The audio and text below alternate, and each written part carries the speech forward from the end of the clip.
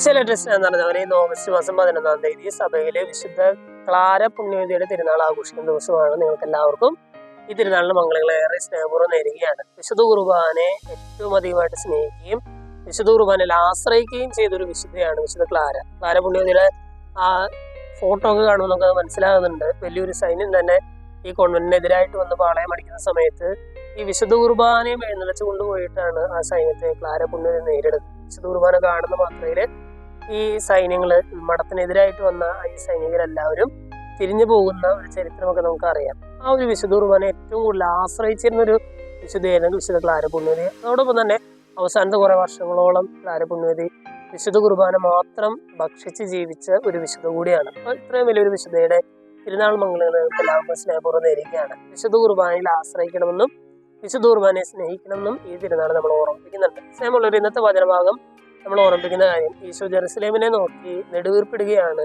വിലപിക്കുകയാണ്. കാരണം എന്താണ്?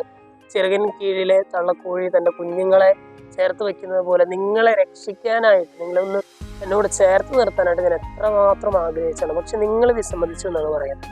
സ്നേഹമുള്ളവരെ, ഈ ക്ലാര പുണ്യവതിയുടെ തിരുനാൾ ആഘോഷിക്കുന്ന ദിവസം വിശുദ്ധ കുർബാനയോടുള്ളൊരു സ്നേഹത്തെ കുറിച്ച് നമ്മൾ ചിന്തിക്കുമ്പോൾ വിശുദ്ധ കുർബാനയിലുള്ള ഈശോയുടെ സാന്നിധ്യവും നമ്മളോട് പറയുന്ന, നമ്മളെ പ്രതി വിലപിക്കുന്ന ഒരു കാര്യം ഇത് തന്നെയായിരുന്നു. വിശുദ്ധ കുർബാനയോട് നിങ്ങളെ ചേർത്ത് നിർത്താനായിട്ട് ഞാൻ എത്രയോ വട്ടം ആഗ്രഹിച്ചതാണ്, പക്ഷെ ചിലരെങ്കിലും ഒക്കെ വിസമ്മതിച്ചു. സ്നേഹമുള്ളവരെ, ഇന്നത്തെ വചനഭാഗം കേട്ട് കഴിയുമ്പോൾ ഈ വിശുദ്ധ കുർബാനയോട് ചേർന്നിരിക്കാനുള്ള വലിയൊരു കൃപയ്ക്കായിട്ട് നമുക്ക് പ്രാർത്ഥിക്കാം.